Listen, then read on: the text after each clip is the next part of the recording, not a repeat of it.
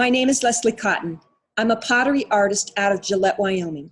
Thanks for joining me as I present to you today video number 4 in my series, Footing and Sanding the Platter.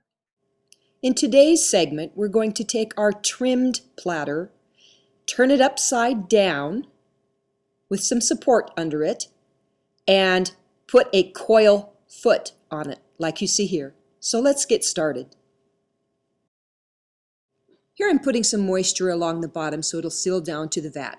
I put a foot in the middle because this is a 22-inch platter, and if I were to put just a foot on the outside and fire it, I would probably get some warping in the middle.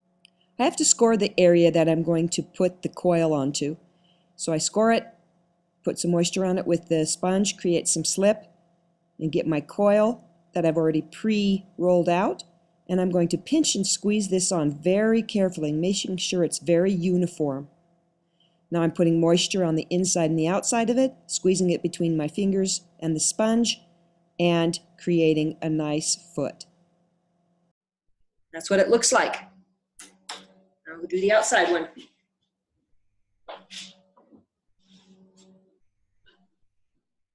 I can't emphasize enough how important it is to properly score and slip the area that you're going to attach the coil to.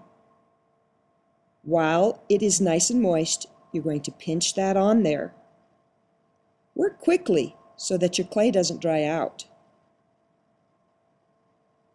Make sure the two different seams get pinched together nicely. The more uniformity you create in the pinching process, the less headache it is to pinch it through your fingers and get it to be uniform.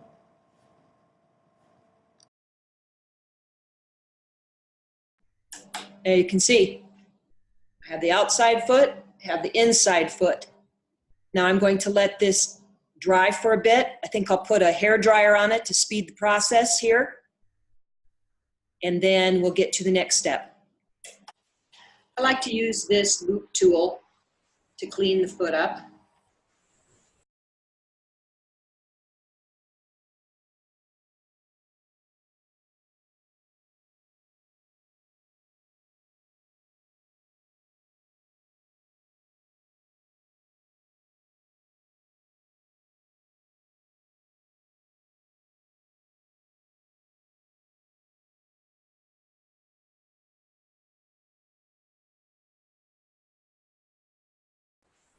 I like to take this stylus tool and make a little ridge on the outside and on the inside of this foot.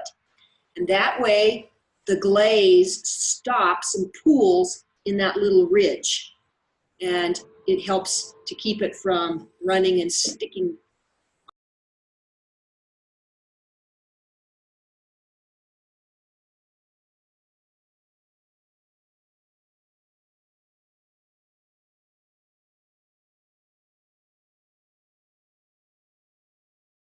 Okay, so now it's just a matter of allowing the foot to dry, and I'm going to leave it upside down like this for a while until the foot gets good and stiff, because I don't want to, at this point, turn it on the foot and dent it and bruise it.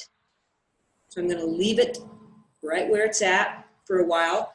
But this outside edge that was fastened down to the platter, I need to loosen so that if this starts to dry and shrink a little bit, it won't crack that outside edge. I'm going to take my little knife tool here and insert it on the side here. While this was still at the leather stage, I took a drilling bit and put some holes through the middle of those circles. That's where a portion of a pen stem will go through, and you use it in just a little drilling fashion. I marked where I wanted it, and then I drilled the hole through. This is the little pin I'm talking about, and it will insert into this place on the platter like that. So you can see how that functions. This little green scouring pad works really great for sanding the little burrs and edges off of the dry clay. Here I'm sanding the front side.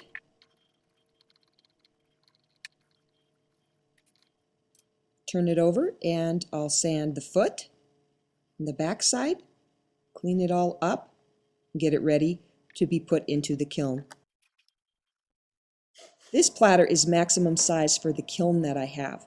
I'll get it put onto the bottom shelf, stack the rest of the kiln with wares, and then I like to use a cone just to indicate whether I got to the correct temperature, even though this is an electric kiln.